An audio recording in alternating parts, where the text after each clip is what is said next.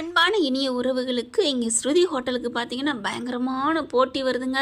காய்ச்ச மரம் தான் கண்ணடி படும் அப்படின்னு சொல்லுவாங்க, கல்லடி. ஆனால் இங்கே பார்த்தீங்கன்னா அதுக்குள்ளே அந்த பிள்ளை நீத்து பண்ணுற வேலை சுத்தமாக பிடிச்சிக்கலங்க. உண்மையிலே நான் கூட நல்ல பிள்ளைன்னு தான் நினச்சேன். ஆனால் இப்போ பார்த்தீங்கன்னா என்னை பொறுத்த வரைக்கும் சிறகடிக்கு ஆசையில் ஸ்ருதி தாங்க அப்படி கரெக்டாக கெத்தாக தன்னோட ஸ்டாண்டர்டில் நிலையாக நிற்கிறாங்கங்கிறது இன்னும் எபிசோடில் இன்னும் உறுதிப்படுத்திக்கிட்டாங்க. அப்போ இருந்தே அப்படி தான் இருக்காங்க. முத்து மாதிரி கொஞ்சோன்னு அந்த நல்ல மனசு உள்ளவங்களுக்கு கோவம் வரும்னு சொல்லுவாங்க. அதனால் பொசுக்குன்னு இந்த பிள்ளைக்கு கோவம் வரும், அவ்வளோதான். மற்றபடி நல்ல பிள்ளை தான். ஆனால் இவங்களுக்கே ஆப்பு வைக்கிற மாதிரி என்ன பண்ணுறாங்க, சாப்பாட்டில் ஒரு இது இருக்குது அப்படின்னு கலந்துருக்குன்னு சொல்லிட்டு அவங்களுக்கு வாந்தி எடுத்துட்டாங்க, சேரலை அப்படி இப்படின்னு சொல்லிட்டு எல்லாம் இங்கே தான் வாங்கி சாப்பிட்டேன்னு சொல்லிட்டு கம்ப்ளைண்ட் பண்ணிடுறாங்க. அப்படியே நேராக அப்படி வந்து கொத்த அழுறாங்க. பார்த்தா ஸ்ருதி என்ன பண்ணுது, நாங்கள் நல்லா தான் சமைச்சோம் அப்படின்னு சொல்கிறாங்க. ஆனால் போலீஸ் விடாதுங்க, ஆதாரம் தான் முக்கியம்னு சொல்லுவாங்க இல்லையா. அதனால சேதாரம் இல்லாமல் ஸ்ருதியை அரெஸ்ட் பண்ணிட்டு போயிடுறாங்க.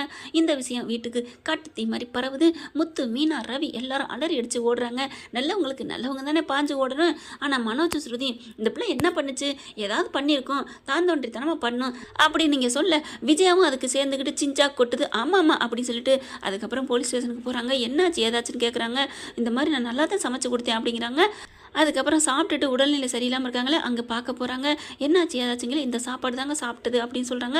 அதை கலெக்ட் பண்ணிக்கிட்டு இங்கே வந்துடுறாங்க. வந்ததுக்கப்புறம் இங்கே பாரியா, உன் பொண்டாட்டி இதை தான் சமைச்சு கொடுத்துருக்கு, நீலாம் என்னையா உன் பொண்டாட்டி கூட இருக்க மாட்டியா, என்னையா பண்ணுறீங்க, பொழப்பு நடத்துறீங்க அப்படிங்கிறாங்க. பார்க்குறாங்க ஸ்ருதி இப்படி திரும்பி பார்க்கல, இல்லை ரவி நான் நல்லா தான் சமைச்சேன்னு சொல்லிட்டு திரும்புகிறாங்க. அவங்க கையில் வச்சுருக்க கவரை பார்க்குறாங்க. சார் இது சாப்பிட்டா, ஆமாம்மா ஒரு 12 பேருமா, கிட்டத்தட்ட ஒரு 12 பேர், அவங்க 12 குடும்பம்னு சொல்லலாம். 50 பேருமே இன்னைக்கு பாருங்கள் எப்படி கிடக்குறான்னு அப்படின்னு சொன்ன கையோட ரவி ரவி அப்படின்னு சொல்லிட்டு ரவியும் பார்க்குறாங்க. இது நீத்து கடை, இது பொட்டன மாதிரி தெரியுதே அப்படின்னு சொல்ல, ஆமாம் அப்படிங்கிறாங்க. வேகமாக ஓடி வந்து, சார் இதுவா அப்படிங்கிறாங்க. ஆமாம்மா உங்கள்கிட்ட தான் வாங்கி நாங்கள் சாப்பிட்டோம், என் பிள்ளை இப்படி போயிடுச்சு, என் புருஷன் எப்படி போயிடுச்சு அப்படி இப்படின்னு கத்துறாங்க. அப்போ தான் தெரியுது சார் அப்படின்னு போலீஸை பிடிச்சி ரவியும் ஸ்ருதி, முத்து, மீனா எல்லாருமே, சார் இது இவங்க கடையில் இல்லதே இல்லை சார் அப்படிங்கிறாங்க. என்னம்மா சொல்கிறீங்க, நீங்கள் தானே கொடுத்தீங்க. சார் அது என்னமோ கரெக்டு தான், நாங்கள் தான் கொடுத்தோம், ஆனால் எங்கள் இதில் அவ்வளோவா ஆர்டர் இல்லைங்கிறக்காண்டி இதோ இவர் வேலை செஞ்சாரே அந்த ஓனருக்கு அந்த கடையிலேருந்து தான் வாங்கியாந்து கொடுத்தேன். ஓ அப்போ பொண்டாட்டி காரணம் இல்லையா, புருஷன் தான் காரணமா, அப்போ இவரை தாங்க இது பண்ணணுமா அப்படின்னு சொல்ல, சார் சார் சார் புரிஞ்சுக்காமே பேசாதீங்க சார், ஓ எனக்கே பாடம் எடுப்பீங்களா அப்படின்னு கேட்க, சார் சார் அப்படிலாம் நினைக்காதீங்க சார் அப்படின்னு மீனா முத்து என்ன பண்ணுறாங்க. சார் இது வந்து கண்டிப்பாக அது நீத்து கடை தான் சார், நீத்துவோட ரெஸ்டாரண்ட் தான். ஆனால் ரவிக்கு இதுக்கு எந்த சம்மந்தம் இல்லை. ஏன் சார் நீங்கள் என்ன பண்ணுறீங்க அதில், நான் வந்து ஃபுட்டாக சமைக்கிறவங்கள தான் இருக்கேன் அப்படிங்கிறாங்க. அப்போ நீ தானே சமைச்சிருக்க.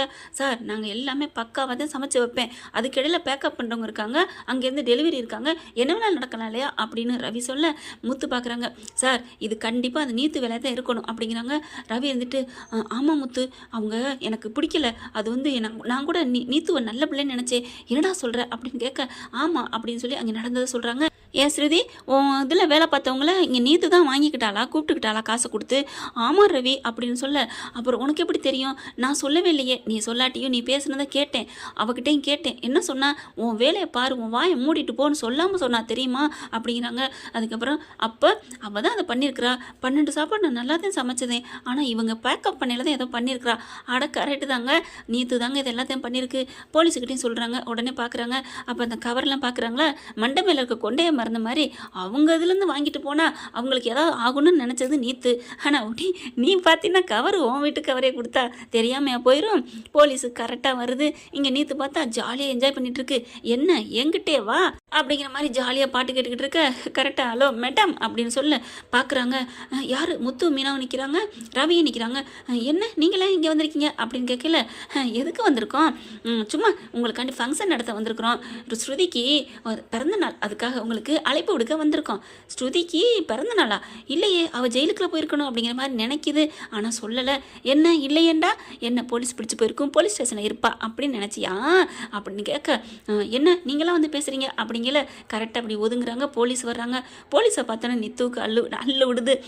சார் வாங்க வாங்க, என்ன விஷயம், எதுக்கு வந்திருக்கீங்க அப்படின்னு கேட்க, எம்மா இப்படிலாம் ஒரு பொழப்பு நடத்தியாம்மா, நடம்மா நட கிளம்பு அப்படிங்கிறாங்க. எங்கே சார்? உன் மாமியார் வீட்டுக்கு. சார் என்ன சார் பேசுகிறீங்க? அம்மா விடுமா, எல்லாத்தையும் நீ தான் பண்ணேன்னு தெரிஞ்சிடுச்சு, இதோ இவரோட பொண்டாட்டி மேலே பழி போட்டியா அப்படின்னு கேட்க, சார் நானும் ஒன்றும் பண்ணல சார், என்கிட்டலாம் அவங்க ஒன்றுமே வாங்கலை. முத்து உடனே பாயிண்டை பிடிக்கிறாங்க. இப்போ யாரும் உங்ககிட்ட வாங்கணும்னு சொல்லவே இல்லையே, நீங்களாம் உளறி கொட்டிட்டீங்களே. ஐயோ உளறிட்டோமா அப்படின்னு நீத்து நினைக்க, நடமா ஸ்டேஷனுக்கு அப்படின்னு சொல்லி கைது பண்ணி கூட்டிகிட்டு போகிறாங்க. போகிற வழியில் செம்ம காண்டாகுது. அங்கே போன கையோட ஸ்ருதியை விடுதலை பண்ணிடுறாங்க. இந்த பிள்ளையை பிடிச்சி உள்ளார போடுறாங்க. ரவி, முத்து, மீனா, ஸ்ருதி 4 பேரும் போயிட்டு, இங்கே பாரு உனக்கு எதுக்கு இந்த கேடுகட்ட என்ன, அவள் தான் புருஷனை விட்டுட்டு தானே போயிட்டா, அப்படி இருந்து ஏன் இப்படி, அவள் உனக்கு என்ன பண்ணா அப்படின்னு சொல்லிட்டு முத்து மீனாவும் செம்மையாக கொடுத்து கழட்டுறாங்க. அப்படியே முறைச்சி பார்க்குறாங்க. ஏய் என்னை மாட்டி விட்டில, தப்புமா தப்பு, மாட்டி விட்ட நினச்சது நீ வெட்டின குழியில் நீ விழுந்திருக்க, வாய மூடு அப்படின்னு சொல்லிட்டு, டே ரவி இனியாவது நீ திருந்துடா, கட்டின பொண்டாட்டிக்கு மதிப்பு கொடுறா அப்படின்னு முத்து திட்டுறாங்க. சாரி முத்து அப்படிங்கிறாங்க. அதுக்கப்புறம் அங்கேருந்து கிளம்பிடுறாங்க. வீட்டுக்கு வந்துடுறாங்க. வந்ததுக்கப்புறம் விஜயா, ரோஹினிலாம் என்ன அதுக்குள்ளே வந்துட்டாலேச்சா, உள்ளார போவா நிம்மதியாக இருக்கலாம்னு பார்த்தா இப்படி ஆயிடுச்சே அப்படிங்கல. கரெக்டாக சம்மந்தி என்னாச்சு, இந்த வீட்டிலேருந்து என் புள்ள போலீஸ் பிடிச்சி போயிட்டே, ஐயோ போயிடுச்சே அப்படின்னு சொல்லிக்கிட்டு இருக்காங்க. பார்த்தா அவங்களாம் வர்றாங்களா, வந்த கையோட என்னமோ ரொம்ப பேசுனீங்க, இதோ வந்துட்டாங்க பார்த்தீங்களா அப்படிங்கிறாங்க. ஆனால் பார்த்தீங்கன்னா ரோஹினி மனோஜும் முத்து மீனாவும் போயிருக்காங்க அப்படின்னு அண்ணாமலை சொல்கிறாரு. ஆனால் அதையெல்லாம் காதலே வாங்காமல் அவங்க பெரிய கலெக்டரு போய் கூட்டிகிட்டு வர்றதுக்கு அப்படின்னு ஏளனம் பேசிக்கிட்டு இருக்காங்க. ஆனால் கரெக்டாக கூட்டிகிட்டு வராங்களா, அப்படியே ஸ்ருதியை பார்த்தோன்னா கட்டி பிடிக்குது. மொழே என்னாச்சுன்னு சொல்லிட்டு, முத்து மீனா என்னை கூட்டிகிட்டு வந்துட்டாங்க, எங்கள் மேலே எந்த தப்பு இல்லைன்னு நிரூபிச்சாச்சு அப்படிங்கிறாங்க. என்னம்மா சொல்கிற? விஜயா பார்க்குது. என்ன அப்படிங்கல, ஏன் சம்மந்தி என் பிள்ளைய கூப்பிட்டு போயிட்டு வந்திருக்காங்க, நீ ஹாயா உட்காந்துக்கிட்டு என்ன பண்ணிக்கிட்டு இருக்கீங்க, நல்லா இனிப்பு சாப்பிட்டுட்டு இருக்கீங்களா அப்படின்னு கேட்க, ஐயோ சம்மந்தி அப்படிலாம் இல்லை, அவள் இஷ்டத்துக்கு அவளாக பண்ணுறா, நான் என்ன பண்ண முடியும் அப்படின்னு விஜயா சமாளிக்குது. ரோஹினி வந்துட்டு ஆண்டி அப்படின்ட்டு வராங்க. நீயும் இங்கே இருக்கியாம்மா, உங்களுக்கு ஒரு தேவைன்னா என்னென்ன பண்ணுறீங்க அப்படிங்கல. ஐயோ ஆண்டி ப்ளீஸ் அப்படிங்கிறாங்க. ரோஹினி வந்துட்டு என்ன தேவைன்னா உங்ககிட்ட என்ன பண்ணுறா அப்படின்னு விஜயா கேட்க, ஒன்றும் இல்லை அப்படின்னு சொல்லிட்டு, அப்புறமா வாமா நீ வா அப்படின்னு சொல்லி கூப்பிட்றாங்க. அடுத்து ஸ்ருதி வந்து அங்கிள் அப்படின்னு அண்ணாமலைகிட்ட பேசுகிறாங்க.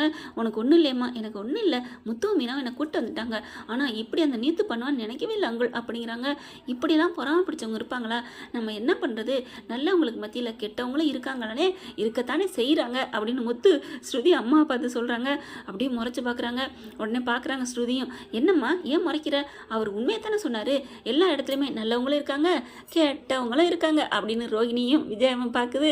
ரோஹினிக்கு அப்படியே தூக்கி வாரி போடுது. நமக்கே இந்த வம்பு, இங்கே ஏன் நிற்கணும் அப்படின்ட்டு உள்ளார நைஸாக நவுளுது. ரோஹினி எங்கே போகிறீங்க, உங்களை சொல்ல எதுவும் இல்லை, எனக்கு வேலை இருக்குது, எதுக்கு என்ன சொல்கிறேன்னு கேட்டிருப்பாங்க, தப்பு இல்லைன்னா, தப்பு இருக்கிறதுனால எனக்கு வேலை இருக்குது அப்படின்ட்டு போகுது அந்த பிள்ளை. என்ன ஃப்ரெண்ட் இப்படி போனால் நல்லா தானே இருக்கும், பார்க்கலாம் என்ன நடக்க போகுதுன்னு. இந்த பற்றி உங்களுக்கு பிடிச்சிருந்துச்சுன்னா உங்கள் பொண்ணான கையில் லைக்கை போட்டு சப்ஸ்கிரைப் பண்ணிடுங்க. Thank you friend.